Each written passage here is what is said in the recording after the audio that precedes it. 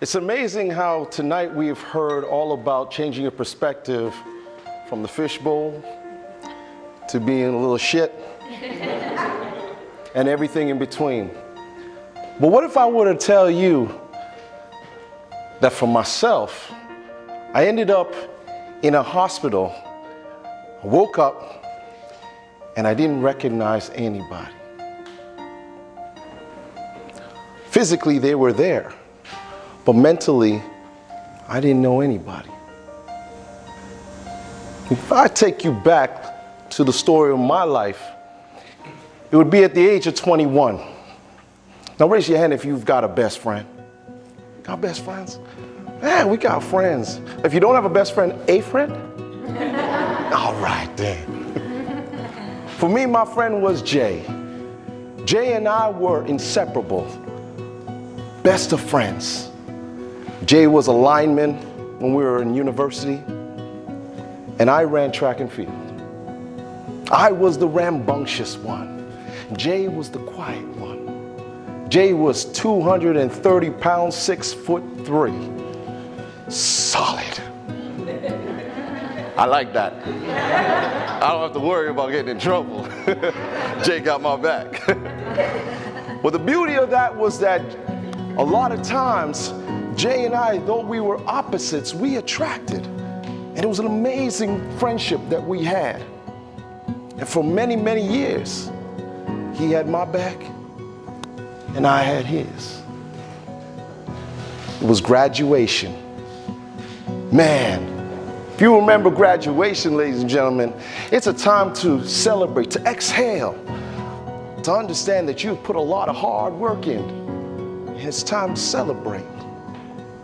Well, on that night, I asked Jay, I said, Jay, we got to go out and we got to celebrate. It's our time.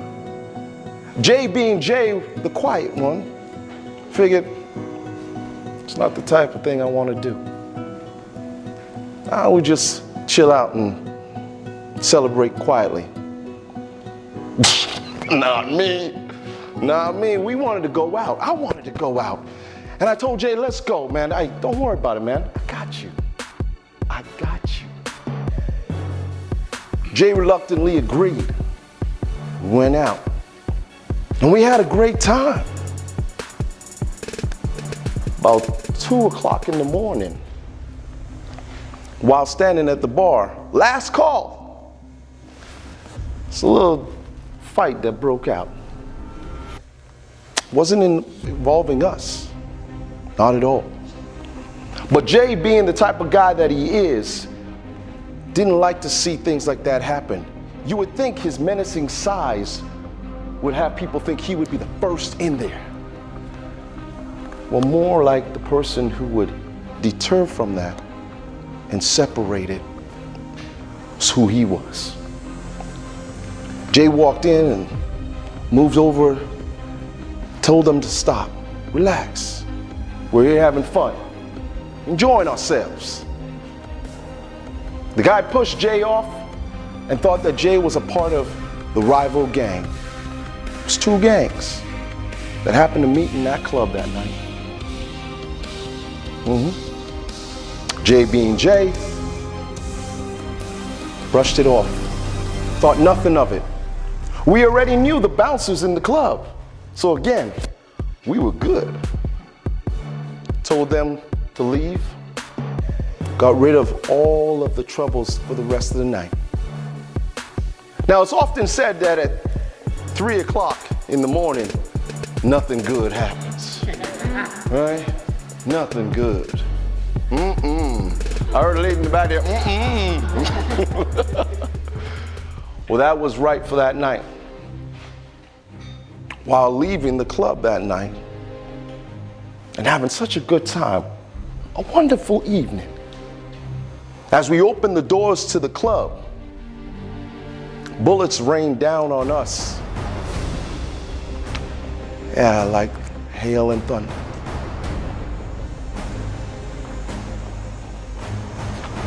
I was shot twice. I often ask the question to people, when you look at me, what do you see? And I remembered going to a high school and asking that same question. And here's the funny thing. This young girl in the back of the room jumps up and she screams out, "Man, you smell like money!" Yeah, okay.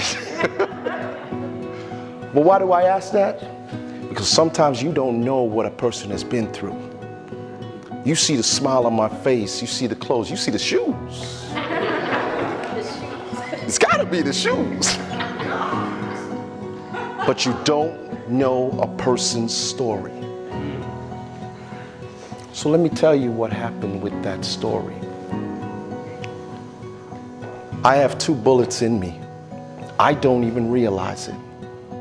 Because I'm looking to my right, and on the ground is Jay bouncing off the ground in convulsions. And I run over to Jay, and my first instinct, like any best friend, is to try and see if I can help. And I pick Jay up in my arms. And you don't know what it feels like until you have someone who is dying in your arms. You don't know that feeling. But I had Jay in my arms, and I kept saying to him, "Stay with me, stay with me. Don't do this to me. I need you. I need you, please."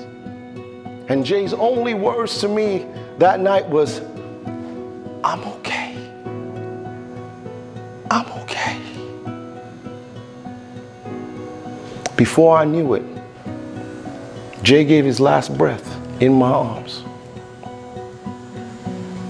Now, I didn't even realize that I was bleeding profusely, because where those bullets hit me was under here and right here.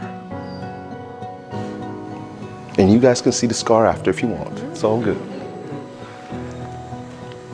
I sat there, and it wasn't until somebody came to me afterwards and said, "You're bleeding. You are bleeding." And then I blanked out. I woke up in a hospital, not knowing who was around me. I had lost short-term memory, was what I was told. I still to this day suffer with that. I love this thing because it's got a calendar and notes that I have to constantly every day put on here so that I will remember if there's something that I have to do. Now again, I asked you, when you look at me, what do you see? You still see that smile? I do too. Because in that hospital bed, I died. And I saw the gates of heaven.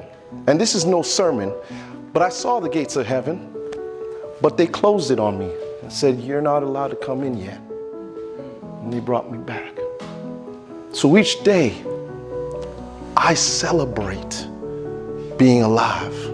I celebrate being here. And through Jay, I celebrate friendships. I celebrate being a person who will help another. Because on that day, I didn't see it coming.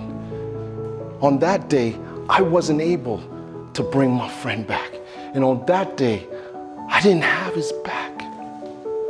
And it's a regret that I have lived with for 25 years.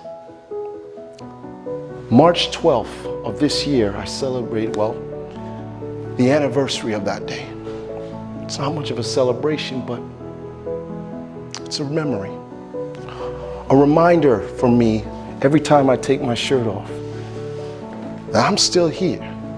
And if I'm here, I'm gonna do things positive to help others. And if that smile on my face makes you smile, I'm good with that.